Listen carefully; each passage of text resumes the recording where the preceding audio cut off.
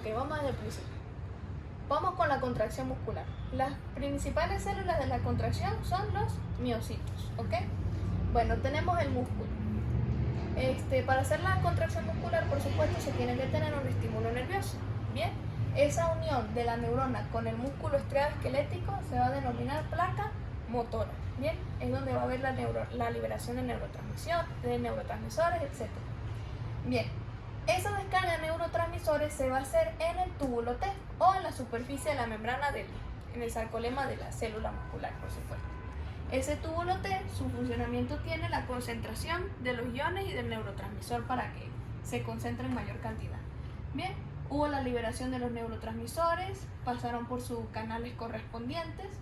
Inmediatamente el calcio, uno de los iones más importantes para la contracción, se fue al retículo sarcoplásmico, bien, donde hay almacenado calcio también, se fue a los receptores de rianodina y dihidropiridina.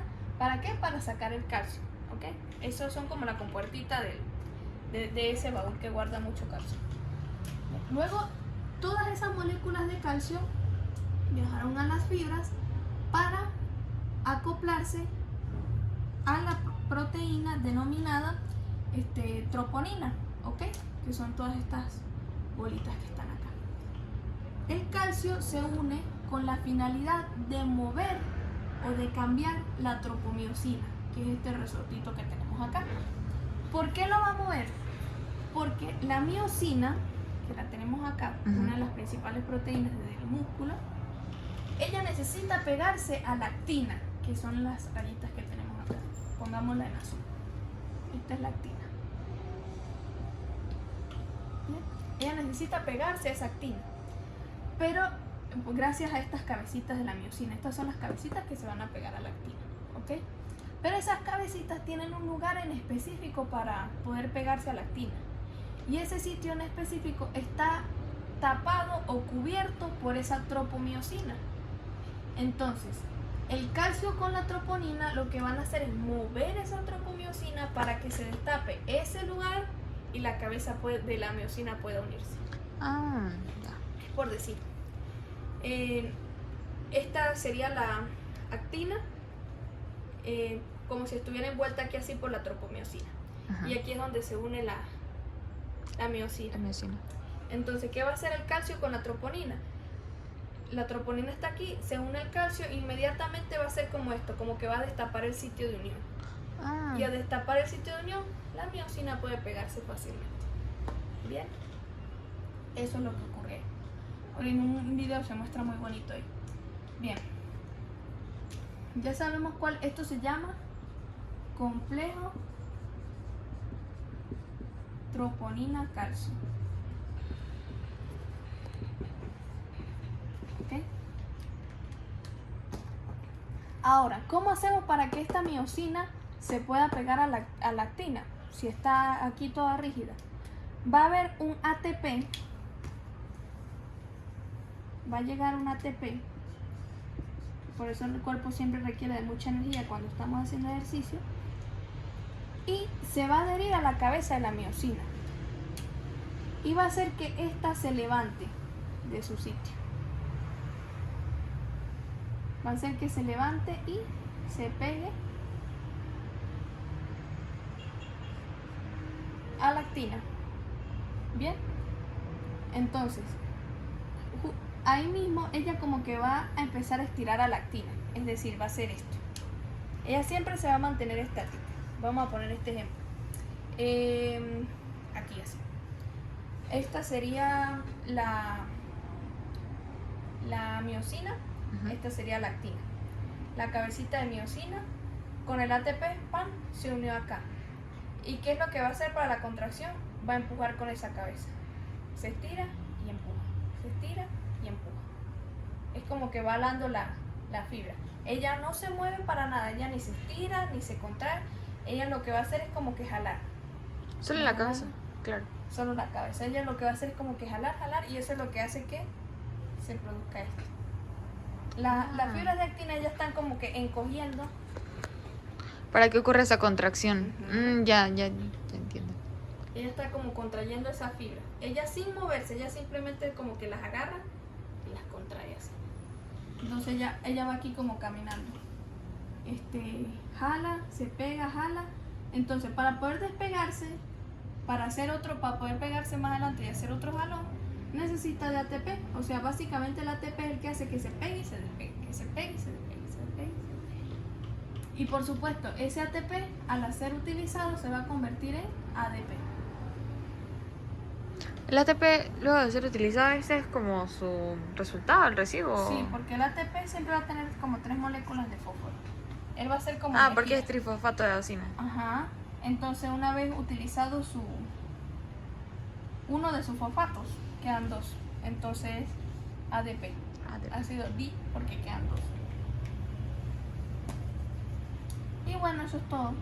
Entonces, una vez que ya por lo menos hay relajación del músculo, el ATP saca esta cabecita de acá de la miosina, la vuelve a colocar en su sitio y cesa la contracción. El calcio inmediatamente se despega de la troponina.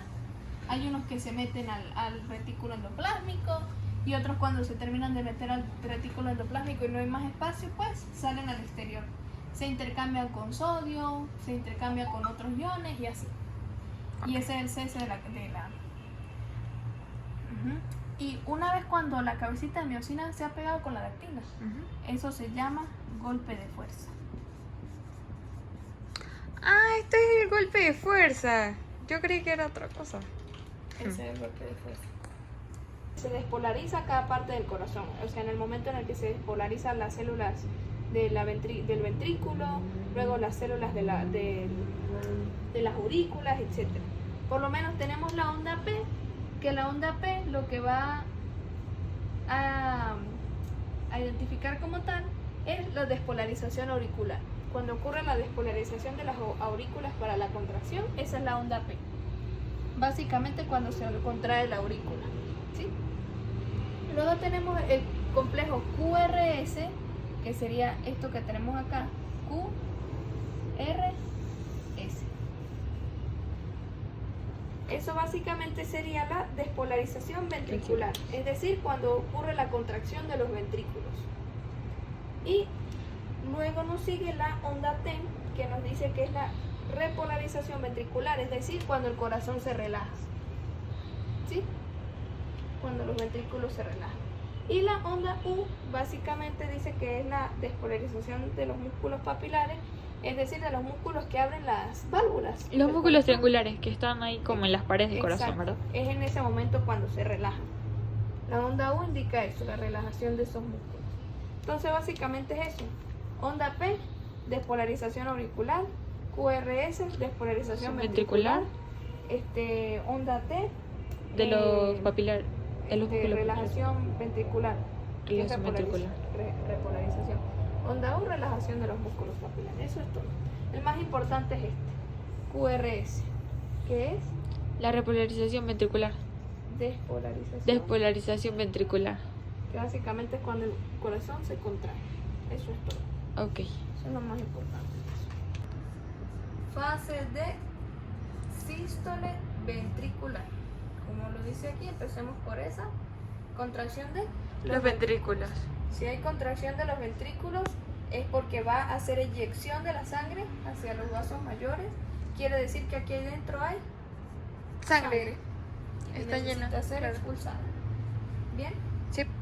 Entonces, esta fase de sístole ventricular se va a llamar contracción Ventricular. isovolumétrica. Isovolumétrica.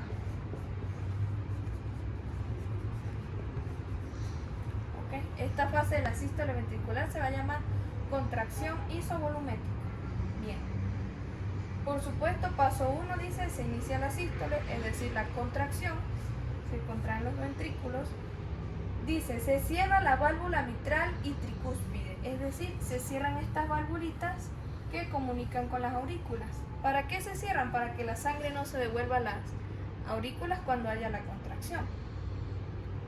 Luego dice, se produce el primer tono. ¿Qué quiere decir esto con segundo tono? Cuando estamos escuchando los latidos del corazón, el corazón siempre late tac, tac, tac, tac, tac. Ah, claro, date como doble. Exacto. Entonces, ese tac, tac que escuchamos, tac, tac, el primer sonidito es gracias a eso, a la contracción de estos dos ventrículos. ¡Plup! Cierre de las válvulas, como las válvulas más grandes, que sería tricúspide y mitral, ¿verdad? Entonces todo ese proceso en conjunto es lo que provoca el primer sonido. La contracción isovolumétrica, cierre de las válvulas mitral y tricúspide, que sería pulmonar y aórtica, ¿cierto? Mitral y tricúspide, pulmonar y aórtica son estas. Ajá, claro. Bueno, entonces luego dice, la presión intraventricular sube hasta alcanzar la de la aorta. ¿Qué quiere decir eso? Que estos ventrículos tienen una presión por debajo de la aorta y de la pulmonar, ¿ok? Entonces, para poder que la sangre salga y no pase que no pueda llegar hasta la aorta, la presión que está aquí es menor a la que está aquí en la aorta, ¿ok? Entonces ella debe como que superar esa presión, hacerla más alta para que la sangre pueda subir por la aorta. Exacto. Es como si tú inflaras un globo y con ese globo quisieras, no sé, inflar una piscina. No puedes porque la presión del globo es muy pequeñita para poder... Claro, para poder... Necesitas es como un compresor que tiene full presión.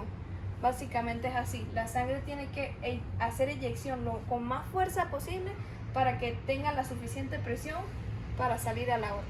¿Sí me entendió? Sí. Entonces, fase isovolumétrica, contracción, fase de sístole ventricular, contracción isovolumétrica se define en contracción de los ventrículos, se cierran las válvulas mitral y tricúspide, se produce el primer tono y la presión intraventricular supera la de la aorta, entonces hace eyección. Ok. ¿Sí? Luego tenemos la fase en esta misma fase de sístole ventricular, tenemos una fase llamada expulsión o eyección rápida, que básicamente va a ser ese momento donde pasa la sangre del ventrículo a la aurícula, a la aorta, a la aorta. o a la arteria pulmonar, como sea. Dice, esto no nos van a preguntar así tal cual, no, dígame el paso número 1, número 2, no, lo importante es que sepas qué pasa en cada uno. Luego tenemos, como dijimos, la presión intraventricular va a superar a la de los vasos. Entonces se va a abrir, ese aumento de presión va a hacer que estas válvulas se abran. Ajá, la pulmonar y aórtica, claro, para que pueda expulsar la sangre. Se abre la válvula, la velocidad del flujo aórtico sube, claro, porque si estás metiendo más presión, obvio se va a poner más rápido, ¿sí? La sangre es expulsada rápidamente hacia la aorta, el volumen ventricular baja rápidamente. ¿Qué quiere decir esto? Aquí lo tenemos grande. Tenemos un alto volumen porque está lleno de sangre. Claro. ¿Qué pasa cuando se contrae y pasa la sangre de aquí para acá? Esto se pone pequeño. Claro, y por lo tanto el volumen de sanguíneo ahí va a disminuir. Exacto. El volumen ventricular baja y eso. Y dice, durante esta fase las válvulas, tanto mitral y tricúspide, están cerradas. Pero, ¿cuáles están abiertas? La pulmonar y aórtica. Exacto. Entonces, de nuevo, ya tenemos otra fase de sístole ventricular para todo completo. Tenemos 3 secciones. Primero, contracción isovolumétrica. Hay la contracción de los ventrículos, se cierra inmediatamente la válvula mitral y tricúspide, la presión intraventricular supera la aorta y ocurre el primer tono. Exacto. Luego tenemos eyección rápida, que es el paso de la sangre de los ventrículos a los vasos sanguíneos por la Exacto. presión. ¿Y qué se va a abrir aquí? Las válvulas pulmonar y aórtica. Exacto. Y va a ocurrir la eyección Ajá. de la sangre. ¿De quién se va a bajar el volumen? El volumen sanguíneo de los ventrículos. Exacto. Luego tenemos en la expulsión lenta, tenemos que termina de fluir la sangre que quedaba ahí y empieza la relajación. Ajá. termina de haberse contraído, entonces empieza la relajación de los ventrículos. Exacto.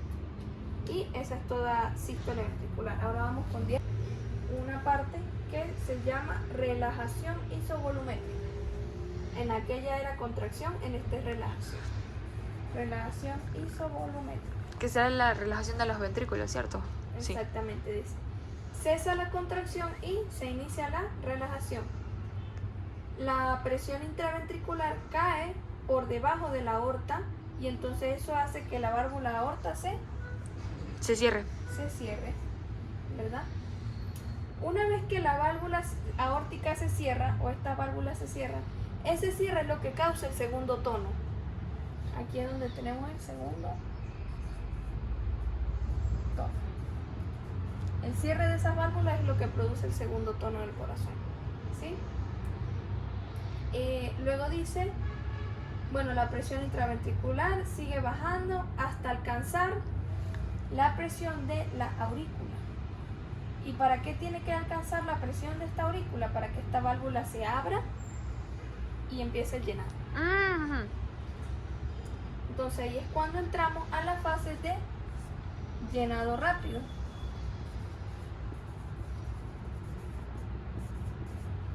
Entonces, ¿qué va a ocurrir en esta fase? Dice, la presión intraventricular cae por debajo de la aurícula, como que se iguala, la válvula mitral se abre y empieza a llenarse de sangre por la igualdad de presión. El volumen ventricular va a aumentar o a disminuir. Va a aumentar, claro, porque se está llenando de sangre. Y luego del llenado rápido vamos a tener el llenado lento, que es ya como que los últimos residuos de sangre que quedan en la aurícula. Y nos dice, el corazón se sigue llenando lentamente, el volumen ventricular por supuesto sube,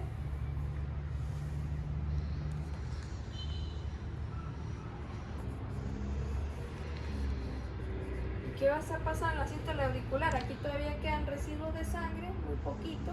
Contracción de aurículas. Exacto, entonces dice, se produce la contracción de aurículas, se termina de llenar el ventrículo y pues el ventrículo está en su máximo volumen.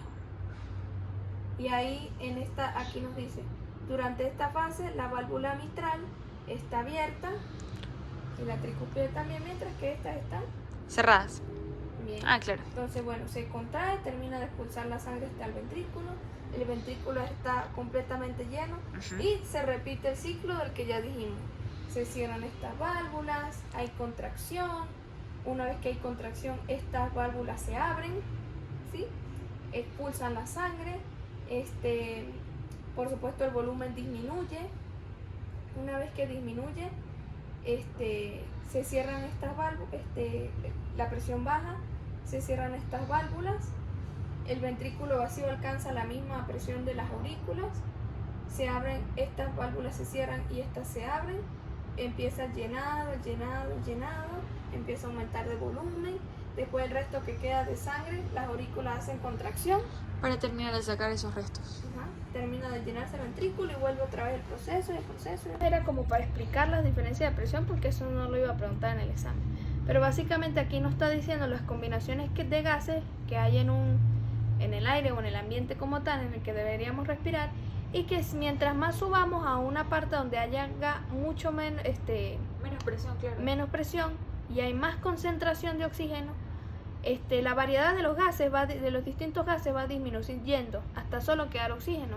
Y en un lugar donde solo respiremos oxígeno, ahí dice los líquidos corporales hierven a 37 grados centígrados, es decir, no hay laminitas que ejerzan presión para cuando las cosas están hirviendo y se evaporan como si nada, es decir, no podemos vivir en un sitio donde solo haya oxígeno puro, no, siempre tiene que ir combinado de algún gas.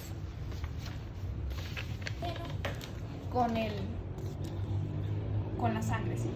Por lo menos tenemos las vías respiratorias, el pulmón tal. ¿Sabemos el alveolo? El alveolo es... Tenemos aquí el pulmón, ¿verdad? Tenemos aquí las vías respiratorias, nasales, la garganta. Llegamos aquí a la tráquea. Tráquea, que la tráquea se dividió en bronquios, Estos bronquios se dividieron en más bronquiolos, así chiquiticos. Y estos serían así. Y estos serían los pulmones. Y los alveolos son unas cositas súper chiquititas acá, células que parecen como uvitas. Ajá. Ahí, esos son los alveolos. Ahí es donde va a ocurrir el intercambio.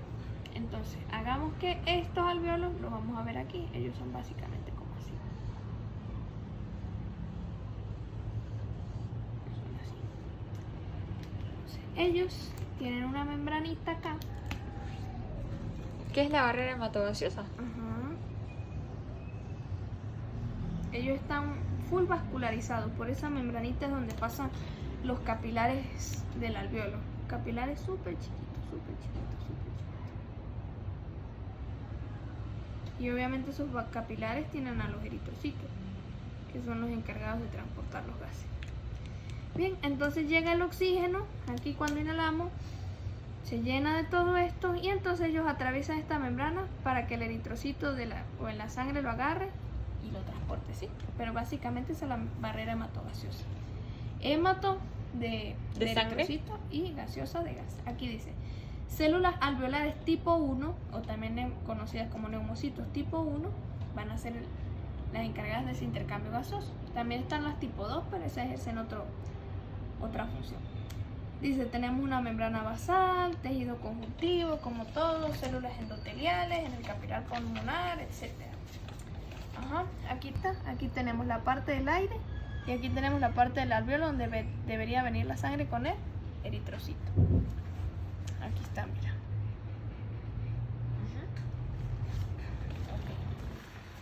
Ah, por eso dice, la superficie relativa al... Es proporcional. Ah, es proporcional al... ¿qué? La difusión o el área de difusión es directamente proporcional al área de superficie. Es decir, mientras más superficie haya, va a haber mayor difusión o mayor intercambio de gases, ¿sí? Entonces, difunde a ambos lados de la membrana y obviamente es inversamente proporcional al grosor de la membrana. Es decir, mientras más gruesa, más se le va a hacer dificultad pasar.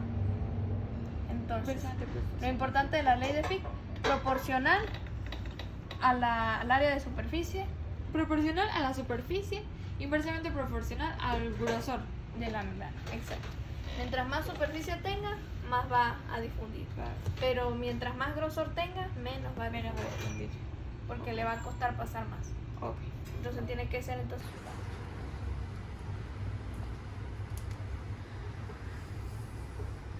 Tenemos la distribución de gases o ese intercambio de gases tanto en los pulmones como a nivel tisular. A niveles tisulares en el resto del cuerpo. Okay. ¿Sí? En los pulmones, para que pueda haber ese intercambio de oxígeno y excreción de CO2, por supuesto es el órgano donde va a entrar más oxígeno y donde va a haber ese intercambio masivo de oxígeno, el entorno tiene que ser de un pH alcalino. Es decir, ¿Ácido? Base. Ah, básico, claro. Alcalino. Es que alcalino suena como ácido, ¿verdad? Yo siempre los confundo. Bueno, un pH base. Un pH Quiere básico. decir alto. Porque mientras más alto, más básico. Más básico, ¿cierto? ¿Verdad? Tiene que ser mucho más básico. ¿Por qué? Porque va a haber más que todo el intercambio de oxígeno. O sea, la entrada va a ser mayor de oxígeno. Y el eritrocito solo se adhiere al oxígeno, o el oxígeno solo se adhiere al eritrocito en mayor afinidad donde hay un pH Básico. ¿sí?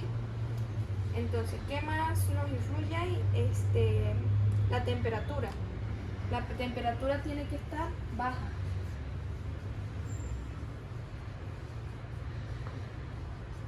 ¿Sí? Tiene que ser menos caliente. ¿Sí? En cambio, a nivel tisular, porque esto favorece la unión de la